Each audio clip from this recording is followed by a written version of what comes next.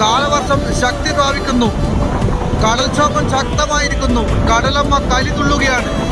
കരയിലേക്ക് തിരമാലകൾ ആഞ്ഞടിക്കുന്നതിന്റെ ദൃശ്യമാണ് നിങ്ങളിപ്പോൾ കാണുന്നത്. അതിശക്തമായ കാറ്റ്, അതിശക്തമായ മഴ, അതിശക്തമായ കടൽക്ഷോഭം.